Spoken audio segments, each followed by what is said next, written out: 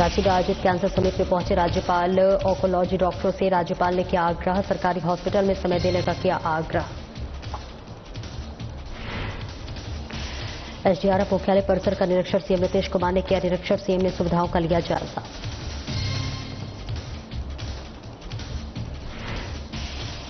बगहा पहुंचे बीजेपी प्रदेश महामंत्री शिवेश राम, बीजेपी कार्यालय से रथ को दिखाई हरी झंडी, पीएम के मोतिहारी आगमन की तैयारी तेज।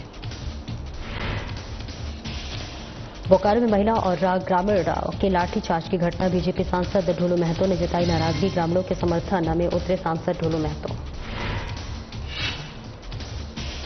सरायकेला में राजस्व कर्मचारी घूस लेते गिरफ्तार, एसीबी की टीम ने किया गिरफ्तार, ऑनलाइन पंजी के नाम पर दर्ज करने के एवज में मांगे थे घूस। नमस्कार, स्वागत है आपका। मैं हूं आपके साथ सपना दीपक मंतेशा। बुलेटिन का आगाज करेंगे। कैंसर जैसी बीमारी का भी सटीक इलाज नहीं होने के कारण डॉक्टर से लेकर सरकार भी अब लगातार जो है इस पर प्रयासरत है और आज राज्य के कैंसर समिट का आयोजन किया गया। कार्यक्रम में झारखंड और बिहार के कई ऑन्कोलॉजी डॉक्टर ने भाग लिया। कार्यक्रम में मुख्य अतिथि के रूप में राज्यपाल संतोष गंगवार ने भाग लिया। वहीं झारखंड सरकार के अपर मुख्य सचिव अजय कुमार सिंह भी शामिल रहे। इस दौरान झारखंड के अपर मुख्य सचिव अजय कुमार सिंह ने सभी ऑन्कोलॉजी डॉक्टर को सरकारी अस्पताल में समय देने का आग्रह किया है। इसके लिए प्रति पेशेंट 800 रुपए फीस भुगतान का भी प्रावधान बताया। तो वहीं आम लोगों के इलाज के लिए जल्द ही झारखंड के तमाम जिलों में कैंसर से जुड़े डायग्नोसिस सेंटर खोले जाएंगे। डॉक्टरों ने झारखंड के लिए इंफ्रास्ट्रक्चर में सुधार की बात कही है।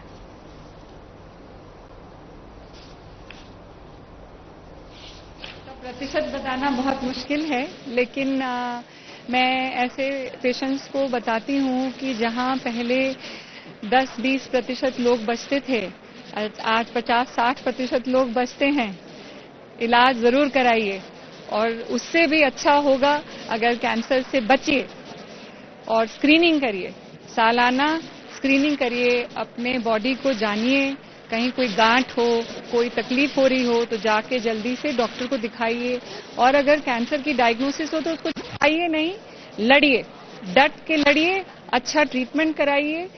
जरूर आप उन 50% लोगों में से होंगे जो बच जाते हैं। सरकार बहुत पहल कर रही है। अभी आपने सुना हमारे डॉक्टर साहब से यहाँ पे कि कैसे झारखंड में जिला जिला में ऐसे सेंटर्स खुलेंगे, डे केयर सेंटर्स खुलेंगे जहां पे कि कैंसर का ट्रीटमेंट होगा, कैंसर की डायग्नोसिस जल्दी की जाएगी।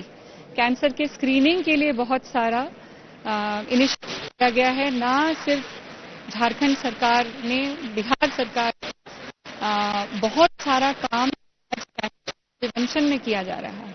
आपको पता भी होगा कि माननीय प्रधानमंत्री जी ने सर्विक्स कैंसर के वैक्सीन को फ्री किया है गर्ल्स के लिए। तो हम अभी तक पूरे पड़ाव पे पहुंचे नहीं हैं, लेकिन संघर्ष जारी है और संघर्ष नए तरीके से किया जा रहा है भारतवर्ष में। ये देख के बहुत प्रोत्साहन मिलता है। बीमारी और उसके लिए अच्छे प्रयास हो रहे हैं, तो बहुत बहुत शुभकामनाएं, धन्यवाद। कोशिश हो रही है और यहाँ पर झारखंड के सरकार के भी जो लोग हैं उनका भी मानना है कि सरकारी अस्पतालों में भी निजी डॉक्टर आ सकते हैं और उपचार कर सकते हैं। और हमारा मानना है कि अगर कोई समस्या है तो उसका समाधान भी है। जब कभी कोई ऐसा संपर्क करेगा झारखंड का तो उसको उपचार सही मिलेगा। ना आप जो बता रहे हैं, आप हमको अगर अलग से बताएंगे तो हम कोशिश करेंगे और समाधान करवाएंगे। मुख्यमंत्री नीतीश कुमार ने बिहटा में राज्य आपदा मोचन बल यानी कि एसडीआरएफ मुख्यालय परिसर का निरीक्षण किया। निरीक्षण के क्रम में सीएम ने निर्माणाधीन भवनों के निर्माण कार्य की प्रगति के साथ उपलब्ध कराई जा रही सुविधाओं का जायजा लिया। इस दौरान भवन निर्माण विभाग के सचिव कुमार रवि ने मुख्यमंत्री को राज्य आपदा मोचन बल मुख्यालय के प्रस्तावित मॉडल के माध्यम से निर्माणाधीन कैंपस में संबंध में विस्तृत जानकारी दी। तो वहीं मौके पर मुख्यमंत्री ने अधिकारियों को निर्देश देते हुए निर्माण कार्यों में तेजी लाकर बचे हुए काम को जल्द पूरा करने की बात कही।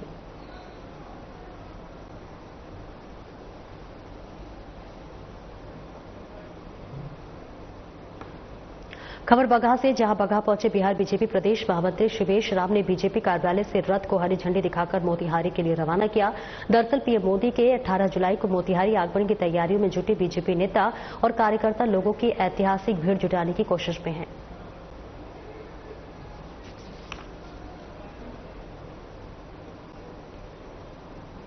धनबाद के बीजेपी सांसद ढुलू महतो ने कल महिला और ग्रामीणों पर हुए लाठीचार्ज की घटना की निंदा की। उन्होंने कहा है कि किसी भी कीमत पर यह बर्दाश्त नहीं है।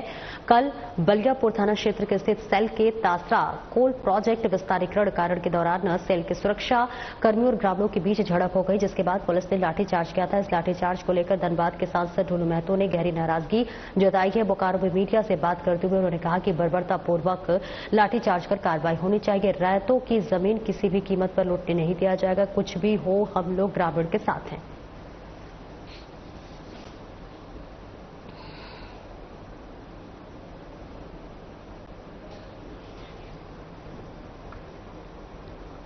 ढुलू महतो के धनबाद से सांसद बनने के बाद पहली बार बोकारो और राजचंदन की आरी विधानसभा क्षेत्र में रहने वाले लोगों के लिए जनसंवाद कार्यक्रम का आयोजन किया गया। इस दौरान लोगों की भारी भीड़ अपनी समस्या को लेकर पहुंची और सांसद से समस्या के समाधान के लिए फरियाद लगाया, तो वहीं सांसद ने फोन के माध्यम से अधिकारियों को लोगों की समस्याओं के समाधान का निर्देश दिया।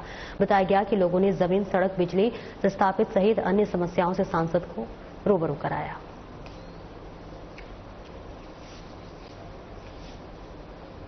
हमारे विस्थापित जो पुनर्वास साइड है, वहाँ एक मकान है मेरा। उस मकान के ऊपर में 33,000 का हाई वोल्टेज तार पार हुआ है। उसी को हस्तांतरण करने के लिए हम एसी साहब को बोले थे, तो बोले यहाँ के चास के इंजीनियर साहब को, तो बोला हमसे नहीं होगा, एक काम कीजिए। तब हम जनता दरबार में यहाँ आपके सांसद जी महोदय के पास आए हैं। क्या जन शिकायत को सुनने के लिए आए हैं, जो क्या क्या समस्या है इसको सुनने के लिए आए हैं। उसी तरफ में मेरा भी एक समस्या था, जो स्थापित और बीएसएल के बीच का मामला है। ये हम लोगों का नियोजन का मामला है। हाई कोर्ट रांची से एक आदेश पारित हुआ था 1/8/2000 को। उसमें से आधा तो कंप्लाई किए हैं, आधा कंप्लाई नहीं किए हैं। इस संबंध में हम लोग बात कर रहे थे, तो ये यहाँ से फोन में बात की, उन्होंने कैंडिडेट का समस्या का समाधान होना चाहिए, समाधान के लिए फिंगर मत कीजिए। जब से चुनाव जीता हूँ तब से लगातार समाज और जनता के बीच में लगातार काम कर रहा हूँ। एक दिन भी ऐसा नहीं है या नहीं कोई बोल सकता है कि हमारे यहाँ गया है नहीं मिल पाया। हमने जब से चुनाव जीते हैं तब से लगातार समस्या को चुनौती के रूप में हमने लिया और एक एक समस्या को निदान करने का भी हम काम पहले भी किया है। और आज जन संवाद के माध्यम से क्षेत्र के तमाम गरीब लोग जो नहीं जा पाते थे या नहीं आते थे, तो आज आए, सारे लोग को आमंत्रित किए, बुलाए और उनका समस्या सुने, बहुत निदान भी हुआ। जो विचारा दे रहे हैं उसको निदान करने का काम करेंगे। जनसुराज के सूत्रधार प्रशांत किशोर ने संघ प्रमुख मोहन भागवत के बयान के बहाने पीएम मोदी पर तंज कसा है। साथ ही और कई मुद्दों पर बात की। उन्होंने क्या कुछ कहा, सुनिए।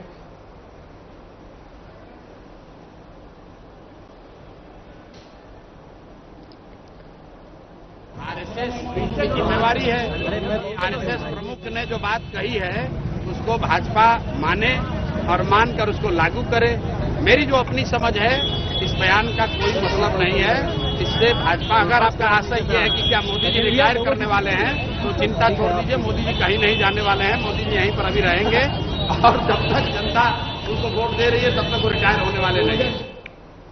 गोमिया के झामुमो विधायक सह राज्य के पेयजल और स्वच्छता विभाग के मंत्री योगेंद्र प्रसाद के घर पूर्णिया के सांसद पप्पू यादव पहुंचे। मंत्री योगेंद्र प्रसाद के छोटे भाई भारत कपूर का सामयिक निधन हुआ है।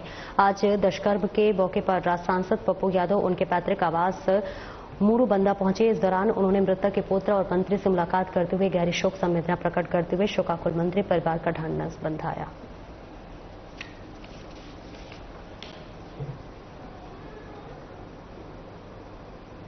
जमशेदपुर के पोटका हल्दी पोखर में किशोरी सभा का आयोजन किया गया। सभा के दौरान किशोरियों को बाल विवाह, शिक्षा, स्वास्थ्य, छात्रवृत्ति आदि मामलों को लेकर जागरूक करते हुए विचारों का आदान प्रदान किया गया। आयोजित कार्यक्रम में हल्दी पोखर पंचायत भवन में आकांक्षी जिला के पिरामल फाउंडेशन की टीम के द्वारा मुखिया देवी कुमारी के नेतृत्व में किया गया, जिसमें बड़ी संख्या में पंचायत के किशोरियों ने भाग लिया।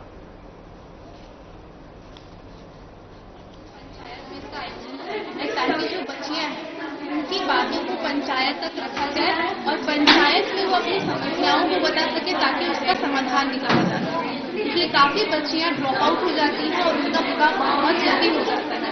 तो इस किशोरी सभा के माध्यम से हर आंगनबाड़ी में जब इस तरीके की छोटे छोटे किशोरी सभा कराई जाएंगे तो बच्चियां बता सकेंगी कि क्या क्या समस्याएं उनको जीवन शैली में आ रही हैं, चाहे वो उनके स्वास्थ्य से हो, चाहे भी उनकी शिक्षा से हो, चाहे उनको छात्रवृत्ति की रिगार्डिंग कोई समस्या हो। जिस भी बच्ची को अगर छात्रवृत्ति नहीं मिल पाएगी तो हम उन बच्चियों को कनेक्ट कर पाएंगे और उनके स्कूल में बातचीत करके उन बच्चों को छात्रवृत्ति भी दिला सकते हैं ताकि वो बच्चे अपने स्कूल से वंचित हो जाए।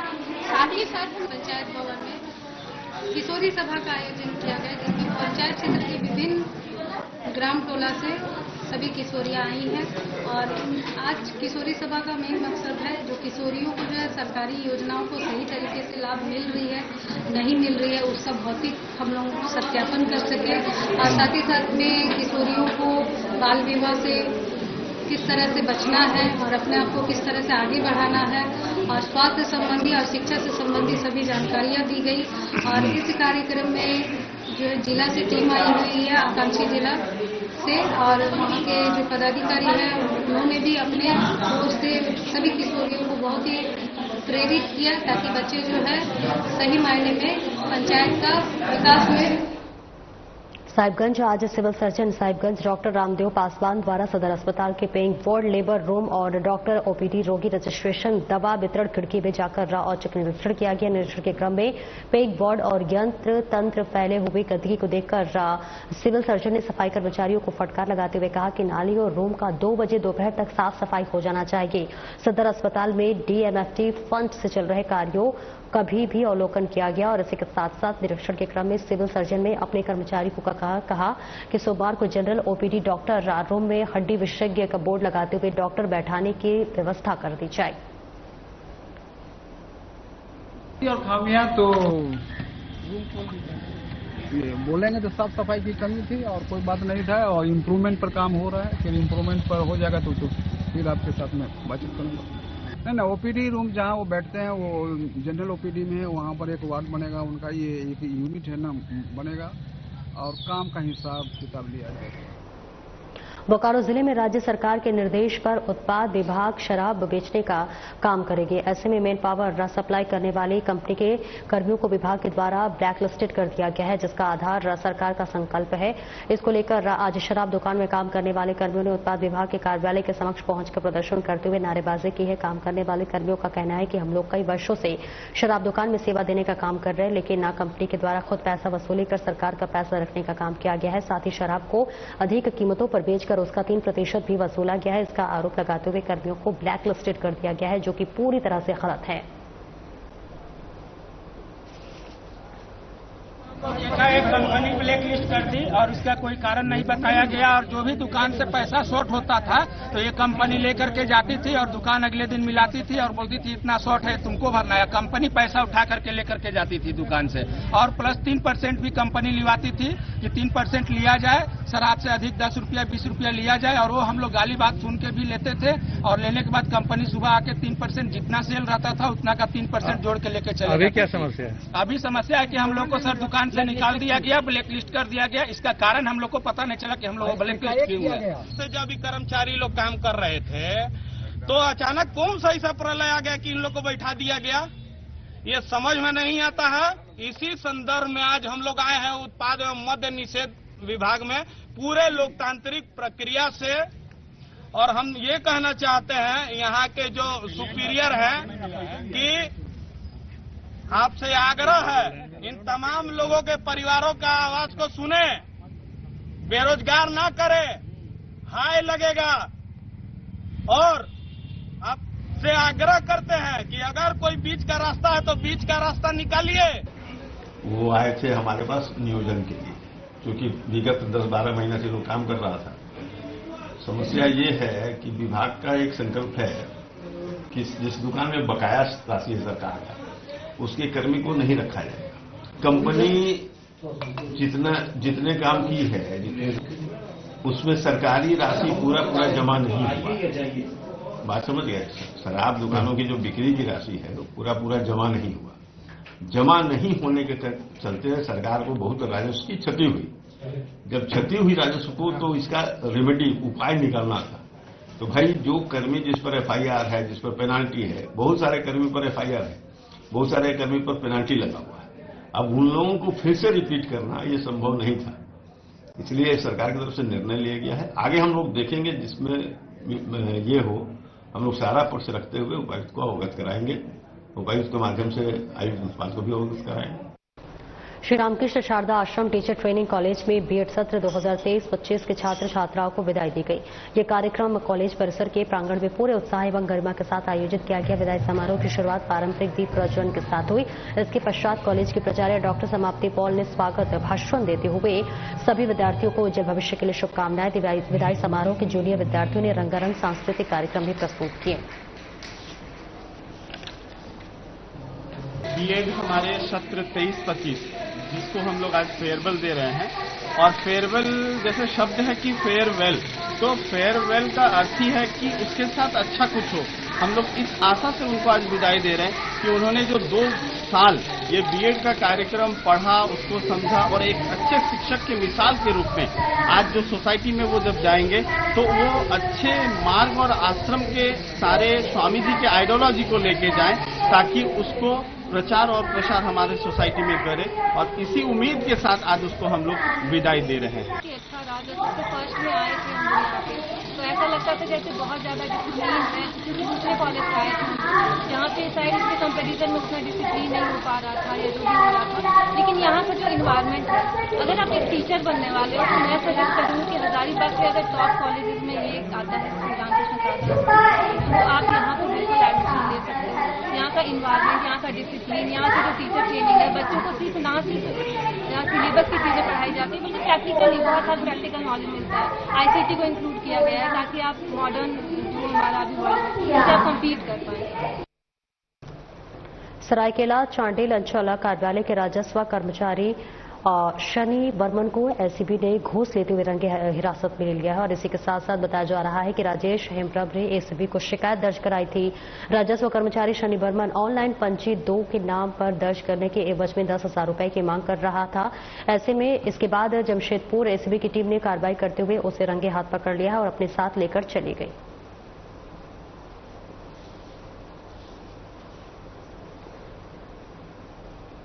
खबर बगहा से है, जहां पंचायत भवन में ग्रामीणों ने विद्युत विभाग के खिलाफ जमकर नारेबाजी करते हुए प्रदर्शन किया। बताया गया है कि ग्रामीण इलाकों की बिजली आपूर्ति में मनमानी से नाराज होकर ग्रामीण विरोध प्रदर्शन पर उतारा। इस दौरान ग्रामीणों ने 72 घंटे का अल्टीमेटम देते हुए कहा कि यदि व्यवस्था नहीं सुधरी तो सड़कों पर उतरकर आंदोलन किया जाएगा। ये पूरा मामला बगहा 2 प्रखंड के नरबल बोरवल पंचायत का है।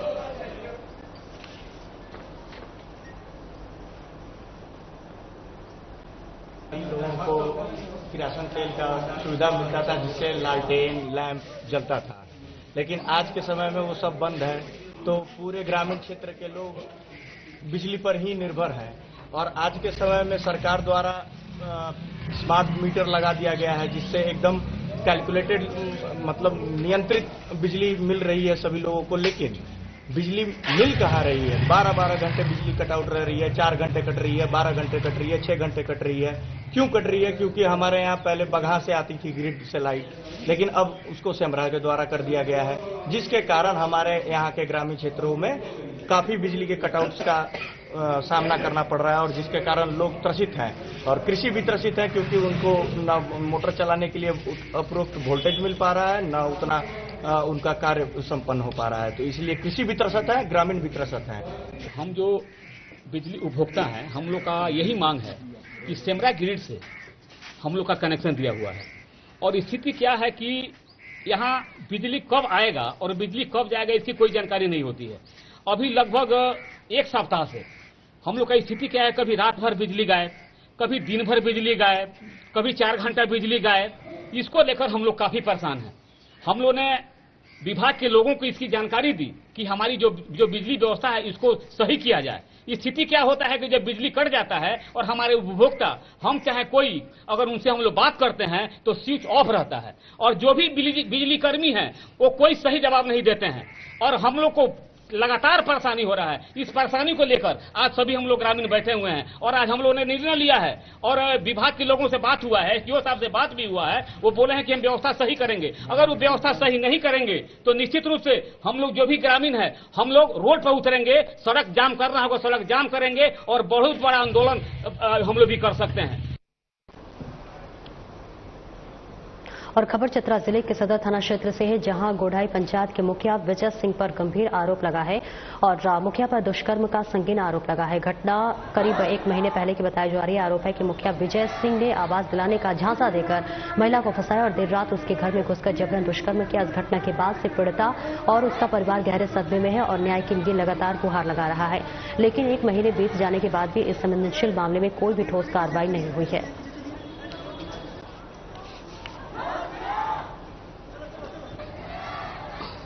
कि जून में ही 11 तारीख को एक हमारे समाज की महिला घर में सो रही थी। गोढ़ाई पंचायत का यह घटना है। बिल्कुल जबरदस्ती आधी रात में घुसकर उस महिला के साथ जोर जबरदस्ती के साथ बलात्कार करके वो अभी फरार है। हम लोग लगातार प्रशासन से मांग कर रहे हैं कि उसकी गिरफ्तारी जल्द हो और अगर गिरफ्तारी नहीं होता तो हम लोग इससे भी बड़ा आंदोलन करेंगे। हम लोग दोषी पे कार्रवाई के लिए मांग कर रहे हैं। आश्वासन बोला गया कि 24 घंटा के अंदर हम लोग दोषी को अभियुक्त को गिरफ्तार करेंगे। जांच हो रही है। जांच में मामला सही पाया जाएगा तो हम लोग कठोर कार्रवाई करेंगे। जो कानून के नजर में सब बराबर है और मान सम्मान सकता है। तो इसमें भी एसपी सर नए आए हैं और ये गुड गवर्नेंस के लिए जाने जाते हैं। हम आशा करते हैं कि सबके लिए न्याय का दरवाजा खुलेगा। लेकिन अगर कोई दोषी है तो उसको भी तो वो भी दंडित नहीं हो। अगर कोई दोषी है दंडित होना चाहिए और निर्दोष है तो उनको दंड नहीं मिलना चाहिए। दोनों पक्ष जांच करके ही इस पे अब आगे बढ़ेंगे। ऐसा हम लोग थाना प्रभारी को भी और डीएसपी हेडक्वार्टर को भी बोले। इसमें जो भी है हम लोग जल्दी उसका मतलब रिजल्ट दें और पब्लिक के सामने। आज तक जैसे भी हम लोग त्वरित कार्रवाई कई घटनाओं में किए हैं। हजारीबाग के चरही थाना क्षेत्र में गश्ती के दौरान कंटेनर की चपेट में आने से एक पुलिस जवान की मौत हो गई। मृत जवान की पहचान उमा शंकर पांडे के रूप में की गई है, जो पलामू जिला के बशरामपुर के रहने वाले थे। घटना के संबंध में बताया गया है कि गश्ती के दौरान कंटेनर ने उन्हें अपनी चपेट में ले लिया। चरही पुलिस मौके पर पहुंचकर शव को अपने कब्जे में लेकर पोस्टमार्टम के लिए हजारीबाग मेडिकल कॉलेज अस्पताल भेजकर जांच में जुट गई है। सड़क दुर्घटना में चरही थाना में रामा शंकर पांडे ग्राम टोना थाना बिश्रामपुर के रहने वाले थे और इनको किसी ऑन ड्यूटी कंटेनर द्वारा धक्का मार दिया। देखिए, रात्रि गश्ती कर रहे थे चरही थाना अंतर्गत में। ये लोग रात्रि गश्ती ड्यूटी में थे। इसी दौरान एक टेलर के चपेट में आने के कारण से इनका डेथ हो गया और बहुत घटना जो है दुर्भाग्यपूर्ण घटना है। ऐसा घटना घटते रहा है। हम लोग के 1 महीना में दूसरा घटना ऐसा है जो कि एक्सीडेंट में हम लोग के जवान का डेथ हुआ है। जामताड़ा जिले में शराब दुकान चलाने को लेकर रा आके कंपनी को टेंडर दिया गया था, लेकिन झारखंड सरकार ने अब इस कंपनी को 30 जून से हटा दिया है, जिसके बाद जिले में शराब की दुकानों में शराब की उपलब्धता की काफी कमी देखी जा रही है। शराब की उपलब्धता की कमी के कारण सरकार को राजस्व का भी नुकसान हो रहा है, जिसे पूरा करने के लिए नए सिरे से सरकार ने काम करना शुरू कर दिया है। सरकार ने विभाग को शराब की उपलब्धता सुनिश्चित करने और दुकानों की सुरक्षा के लिए होमगार्ड की नियुक्ति करने का आदेश दिया है। मसौड़ी के पुनपुन थाना क्षेत्र के सबलपुर गांव से खबर है, जहां पर आपसी विवाद में सौतेले भाई ने देशी कट्टा से गोली चला दी। घटना की सूचना मिलने के बाद मौके पर पहुंची पुलिस ने आरोपी को गिरफ्तार कर लिया। इस संबंध में डीएसपी कन्हैया प्रसाद सिंह ने बताया कि घरेलू संपत्ति बंटवारे के विवाद में फायरिंग हुई थी। आरोपी को गिरफ्तार करते हुए उसके घर से देसी कट्टा और 5 कारतूस बरामद किए गए। सूचना मिली थी सबलपुर गांव में एक व्यक्ति द्वारा अपने भाई के साथ विवाद होने पर फायर किया गया है। इस सूचना के सत्यापन हेतु थानाध्यक्ष के नेतृत्व में पुलिस बल सबलपुर में पहुंचा तो पता चला कि प्रमोद राय को उनके भाई सौतेले भाई शंभू प्रसाद से विवाद था और इसी चलते झगड़ा हुआ था। झगड़ा झंझट के बीच में उनके द्वारा फायर किया गया था। तो इसमें संबंध में कार्रवाई करते हुए और पुलिस द्वारा सर्च किया गया। तो सर्च के दौरान प्रमोद राय के घर से एक देसी कट्टा और 5 जिंदा कारतूस और एक फायर किया हुआ खोखा बरामद किया गया है। और प्रमोद राय पिता स्वर्गीय नागेश्वर राय ग्राम सबलपुर को गिरफ्तार कर अग्रिम कार्रवाई की जा रही है। पटना से बेगूसराय या खगड़िया की तरफ जाने वाले रेल यात्रियों के लिए एक बड़ी जानकारी है। जी हां, मोकामा से आगे जैसे ही ट्रेन राजेंद्र सेतु पार करती है तो आप सावधान हो जाएंगे। अगर आप खिड़की या दरवाजे पर मोबाइल चला रहे हैं या गंगा नदी और पुल का वीडियो बना रहे हैं तो ऐसे में आपका मोबाइल झपट्टा मार गिरोह का शिकार हो सकता है। जी हां, ऐसे ही एक वीडियो सोशल मीडिया पर वायरल हो रहा है। वायरल वीडियो राजेंद्र सेतु का बताया जा रहा है। वैसे साधना प्लस न्यूज इस वीडियो की पुष्टि नहीं करता है। तो देखिए, ये तस्वीरें आपको दिखा रहे हैं बेगूसराय से, जहां पर किस तरह से ट्रेन में बैठे यात्रियों के मोबाइल को झपट्टा मारकर यहां पर चोरी किया जाता है, जिसके लिए लगातार ये सावधान रहने की भी अपील की जा रही है। हालांकि ये वीडियो की पुष्टि हम नहीं करते हैं, लेकिन इस बीच ये वीडियो जो है वो लगातार सोशल मीडिया पर वायरल हो रहा है और इसी के साथ साथ लगातार अपील भी की जा रही है कि इस तरह से चलते हुए ट्रेन में वीडियो ना बनाएं और गंगा की तस्वीर भी आप ना लें, जिससे आप भी इस झपट्टे मार के शिकार हो सकते हैं। फिलहाल ये वीडियो सोशल मीडिया पर इस वक्त वायरल हो रहा है और बताया जा रहा है कि मोकामा से आगे जैसे ही ट्रेन राजेंद्र सेतु पार करती है तो सावधान रहने की अपील की जा रही है, क्योंकि अगर आप खिड़की या दरवाजे पर मोबाइल चला रहे हैं तो गंगा नदी का वीडियो बना रहे हैं तो मोबाइल आपका झपट्टा मार गिरोह का शिकार हो सकता है। फिलहाल इस बुलेटिन में इतना ही। नमस्कार।